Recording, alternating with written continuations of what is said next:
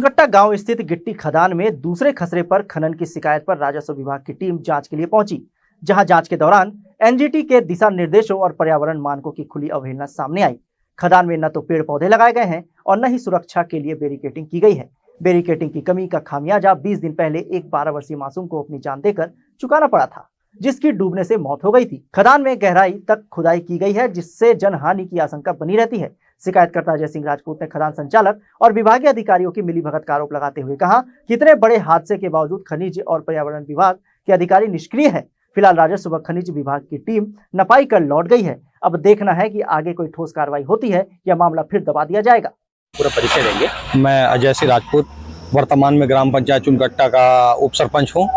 अजय जी, लगातार यहाँ पे खनिज उत्खनन के बारे में जानकारी आई, अवैध रूप से खनन की जानकारी आई। जी। क्या मामला, किस तरह की शिकायत है और क्या प्रशासनिक प्रतिक्रिया? ये मैं जो खड़ा हूँ, मेरे पीछे हमारी शासकीय जमीन है जिसका खसरा क्रमांक 64, 65, 66, जिसमें अवैध खनन हुआ है, ऐसे जानकारी मिली और प्रकरण भी मेरे पास, कॉपी भी है उसकी, मैंने आरटीआई से निकाला है, कॉपी मेरे पास है। कॉपी लेके मैंने खनिज अधिकारी जो हैं हमारे जिला खनिज अधिकारी, उनसे सूचना का अधिकार में जानकारी के लिए लगाया। उन्होंने जानकारी नहीं दिया, जानकारी देने से मना कर दिया। आप अपील कर सकते हो बोला, मैंने अपील भी किया।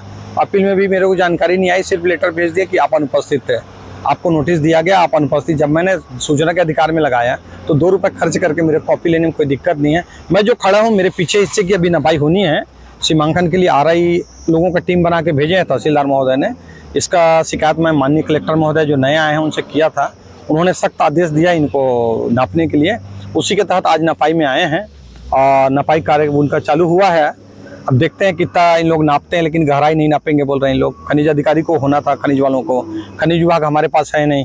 इनकी मैं जो कमला अग्रवाल की खदान जहाँ पे अपन खड़े हैं, उसकी मैं कुछ जो पर्यावरण का सिस्टम है वो बताना चाहूँगा, जो इन्होंने बिल्कुल नज़रअंदाज कर दिया। जैसे इन लोग लीज कराते हैं तो उसमें इनका प्लानिंग बताता है कि जो लीज क्षेत्र है चौहदी को तार घेरा करके रखेंगे, उसमें ग्रीन शेड लगाएंगे बोलते हैं, और उसके 7.5 मीटर एरिया को छोड़ना है इनको, लीज एरिया को 7.5 मीटर एरिया में मिट्टी को डंप करके रखना है जो खुदाई होगी, ताकि खदान जब बंद हो तो उसको भराई कर सकें। वैसा कुछ नहीं किया गया। उसमें पेड़ भी लगाना है।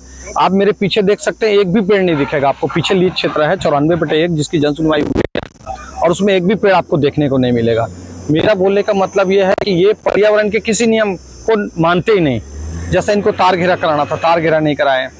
कोई हादसा भी हुआ था, कोई बच्चा? अभी कुछ दिन पहले बच्चा गिर गया है, जिनके जवाबदार मेरे हिसाब से पूर्ण रूप से कमला अग्रवाल हैं, क्योंकि वो बैरिकेडिंग करते हैं तो बच्चा पार नहीं होता, और पार करके आता तो हम ही खुद बोलते कि चोरी करने आया करके, जब उसका कोई वही नहीं, घेरा ही नहीं है, बच्चा।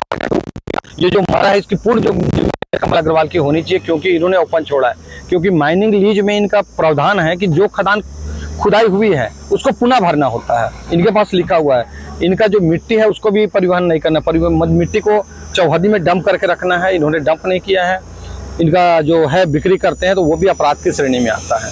आप जैसा कि फिलहाल देख रहे हैं कि खनिज अधिकारी नहीं पहुंचे, दूसरे अधिकारी पहुंचे, गहराई नहीं नाप रहे हैं, अगला कदम क्या होगा ताकि समुचित कार्रवाई हो और यहाँ के ग्रामवासियों के साथ न्याय हो? न्याय के लिए मेरे को हाईकोर्ट जाना पड़ेगा। मैं उनको बोला हूँ, आप मेरे को इसका आप जो कर सीमांकन का वो देंगे, सीमांकन रिपोर्ट देंगे, पंचनामा रिपोर्ट देंगे और फीड बुक देंगे, जिसमें चौहदी दर्शाएंगे कि कहाँ कहाँ का एरिया इनका लीज एरिया है। जैसे इनको सूचना बोर्ड लगानी चाहिए कि मेरे इसी से, अभी आप देखेंगे आपको सूचना बोर्ड नहीं मिलेगा, सूचना बोर्ड लिखना चाहिए इनको, लीज अवधि लिखना चाहिए, अपना जो इनका लीज एरिया है उसकी जानकारी लिखनी चाहिए कि इतने बट्टे पे लीज है करके। अभी मैं उनसे पूछूंगा कहाँ कहाँ लीज है तो बता नहीं पाएंगे। जो हिसाब से कितने शासकीय जमीन पे अवैध ये अब नापने पे क्लियर होगा। इससे पहले एक प्रकरण बना 2023 में। अंदाजतन कितना जमीन जो इन लोग खोदे हैं, कम से कम 1 करोड़ रुपए का तो फाइन होगा इनको, कम से कम होना चाहिए, होगा।